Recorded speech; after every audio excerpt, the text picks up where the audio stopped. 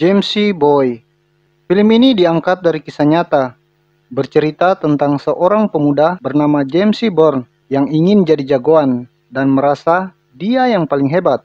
Alur film ini sendiri dibuat silang masa kini dan masa lalu, sehingga kita disuguhkan alur maju mundur yang sungguh menegangkan, di mana akhirnya Jamesy bisa bertemu dengan orang yang paling ditakuti sejagat penjara. Tapi di video ini akan dibuat alur satu arah agar penonton mudah memahaminya.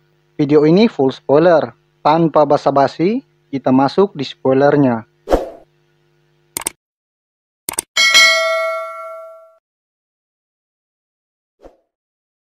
Adegan bermula di mana Jamesy diantar oleh ibunya untuk mendaftar masuk di sekolah yang baru, karena di sekolah lamanya dia kedapatan merampok dan hampir membunuh seseorang dengan pisau sehingga dia dikeluarkan. Guru di sekolah itu menolak Jamesy untuk masuk di sekolah itu dan terjadi perdebatan antara guru dan ibu Jamesy. Ibunya bersikeras supaya Jamesy diterima. Saat pulang, Jamesy sangat kesal karena penolakan itu dan ibunya datang menghiburnya dan memberi motivasi. Keesok paginya, ibu Jamesy menyuruhnya bersiap ke sekolah. Akan tetapi, dia malah santai di ruang tamu dan tidak mau ke sekolah. Pada malam harinya, dia ingin keluar, tapi sebenarnya tidak boleh. Begini guys, Jamesy sebenarnya masih dalam pantauan polisi dan dipasangi alat deteksi keberadaannya karena dia kedapatan membawa pistol. Dia keluar ke minimarket dan bertemu dengan dua orang remaja seumurannya. Yang cowok bernama Manny dan yang cewek bernama Crystal. Mereka sedang mencuri. Dia pun ikut terlibat dengan mereka dan lari setelah pemilik toko melihat mereka mencuri. Mereka pun duduk di taman sambil ngobrol dan ngelem. Keesok harinya, Jamesy dan kedua temannya yang dia temui di minimarket sedang memaksa seorang gadis remaja untuk masuk di rumahnya dan mengadakan pesta. Mereka pun mengambil perhiasan milik ibu dari gadis tersebut. Kemudian mereka santai di atas rumah. Jamesy diajak oleh kedua temannya untuk bergabung dengan geng pengedar narkoba yang diketuai oleh orang bernama Rock. Pada saat dia pulang di rumah, dia dimarahi ibunya karena didapati botol minuman di kamarnya dan dia tidak masuk sekolah sudah 2 bulan. Terjadi perdebatan antara Jamesy dan ibunya. Dia pun melepaskan alat pelacak polisi yang di kakinya. Kemudian, Jamesy pergi ke rumah Rock dan mengatakan ingin bekerja padanya. Awalnya Rock menolak, tapi Jamesy meyakinkan Rock dan dia diterima. Dia menelepon ibunya dan mengatakan kalau dia tidak akan pernah pulang ke rumah lagi. Kemudian mereka pergi merampok pengedar narkoba lainnya dan Jamesy disuruh menunggu di mobil. Jamesy melihat pengedar itu memergoki Rock dan Manny. Dia pun mengendap-endap lewat belakang rumah dan memukuli pengedar itu. Rock dan Manny pun terselamatkan. Mereka lanjut party di sebuah klub malam. Hari-hari mereka selalu diisi dengan pesta. Di suatu hari, Jamesy dan Crystal pergi ke sebuah toko untuk membeli rokok. Jamesy terpikat oleh anak gadis pemilik toko itu. Jamesy dan Crystal lanjut ngebut-ngebutan di tengah kota. Dan Crystal sangat takut ditilang polisi karena di bagasi mobil itu ada narkoba. Jamesy pun mengatakan kalau dia takkan terkalahkan. Acara pun berlanjut di sebuah bar, di mana Rock sedang menceritakan ulang kejadian di mana dia dan Jamesy pergi memalak bos pengedar narkoba. Jamesy dengan berani mengancam mereka. Rock sangat memuji Jamesy. Pada saat pulang di markas mereka, didapati Crystal sedang membaca buku diari Jamesy. Dan Jamesy sangat marah pada Crystal karena telah lancang membuka diarinya. Begini guys, Jamesy sebenarnya hobi menulis hal-hal yang dia rasakan dalam bentuk perumpamaan-perumpamaan. Ternyata dia punya bakat menulis. Keesok harinya, Jamesy dan Manny pergi memalak seorang pengedar narkoba. Tapi mereka dihajar habis-habisan oleh anak buah pengedar tersebut. Jamesy yang kesal memecahkan kaca mobil pengedar tersebut. Dan ternyata banyak senjata berada dalam mobil tersebut.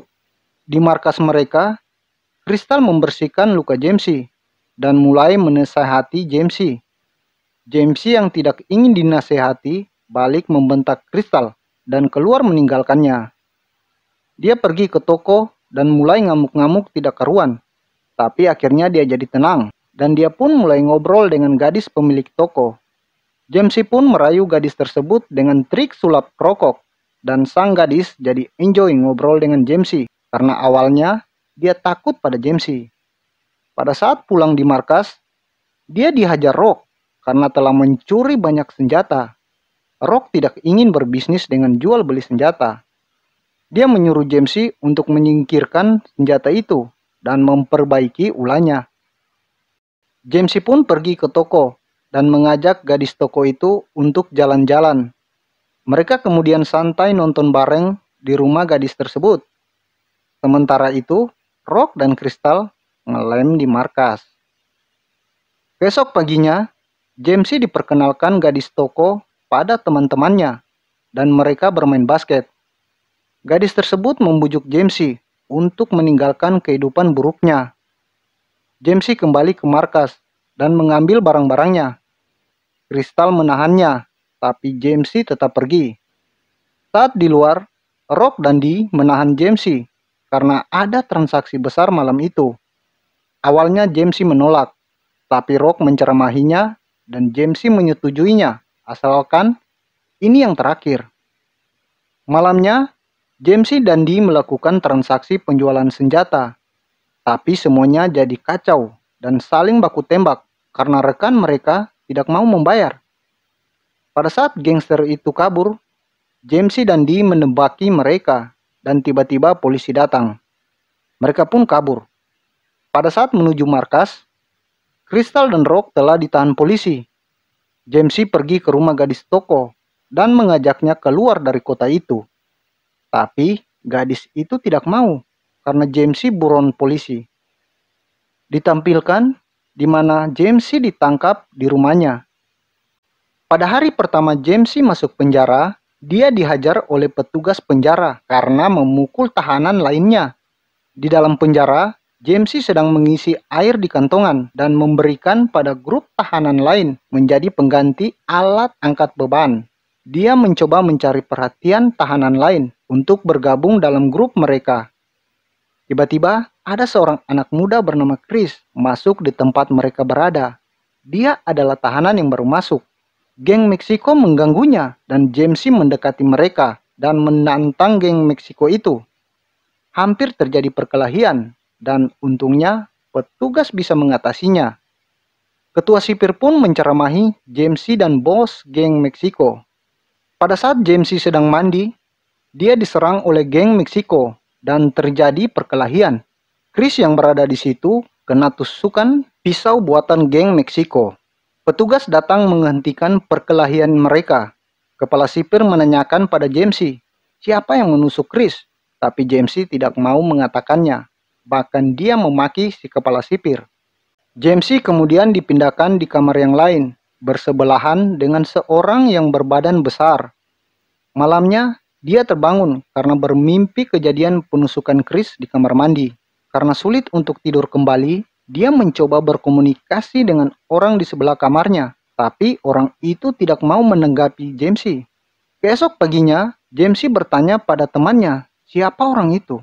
Mereka mengatakan kalau orang itu yang paling ditakuti karena telah membunuh 5 orang dalam penjara, sehingga tidak ada yang berani mendekatinya dan pria itu dihukum seumur hidup. Pada hari berikutnya, Jamesy mencoba mendekati si pria tersebut dan mengajaknya berbincang dan mengatakan kalau dia sangat hebat. Tapi pria itu menertawakan Jamesy dan mengatakan kalau Jamesy tidak ada bedanya dengan para pecundang di situ kalau hanya ingin membuktikan diri dengan perkelahian. Dia menjadi syok dan mulai berpikir-pikir. Hari berikutnya, Jamesy mendapat kunjungan dari ibunya. Di situ, ibunya mengatakan kata-kata bijak yang membuat Jamesy tersadar. Malamnya, dia mulai menulis semua perasaannya, mencurahkan semua isi hatinya. Pada siang harinya, dia memberikan tulisannya pada pria yang paling ditakuti dan meminta penilaiannya. Karena dia melihat sang pria itu hobi membaca. Di luar dugaan, sang legenda itu memberikan dia nasihat dan juga motivasi untuk terus menulis. Jamesy mengisi hari-harinya dengan menulis karya-karyanya. Pada saat di lapangan, Chris masuk dan mulai duduk di sudut. Jamesy mendekatinya dan menyuruhnya untuk tegar dan jangan menunjukkan rasa takut. Kemudian Chris mengatakan kalau dia sangat frustasi di dalam penjara karena sering diganggu. Tapi Jamesy memberi dia semangat.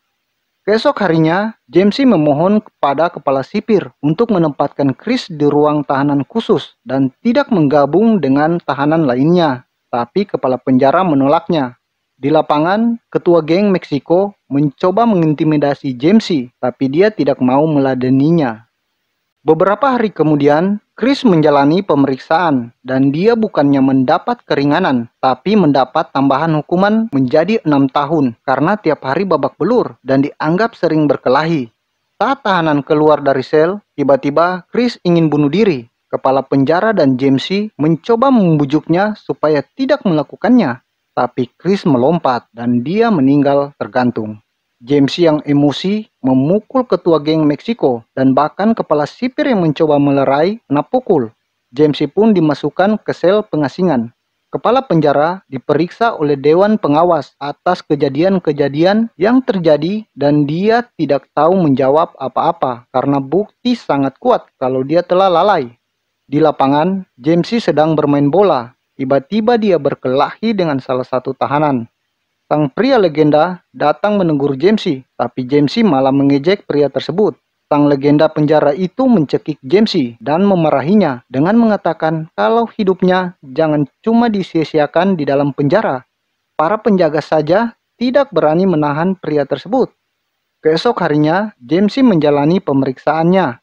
Dia mengungkapkan isi hatinya pada para dewan. Akhirnya, dia bisa bebas. Pada waktu dia keluar sel, sang pria legenda mengatakan kalau dia akan membunuhnya kalau dia masuk penjara lagi. Di luar, Jamesy dijemput ibu dan adiknya. Ibunya telah mencarikan dia pekerjaan. Saat dia bekerja di toko, temannya yang dulu di penjara datang dan menawarkan pekerjaan gelap, tapi Jamesy tidak mau. Berselang beberapa minggu, temannya itu datang lagi dan memberikan barang dagangan. Tapi pada saat dia di rumah, dia melihat pembungkus rokok yang dulu dia beli di toko pacarnya. Dia mengembalikan lagi barang itu dan pergi ke tempat pacarnya. Ternyata pacarnya itu telah bertunangan. Dia pun mengatakan puisi motivasi pada pacarnya itu. Begini penggalan puisi itu. Kita hidup dan kita belajar, seperti detak jantung raksasa yang sedang tidur. Dengan mimpi-mimpi buruknya, tetap terbangun, jangan pernah terlelap. Film pun tamat.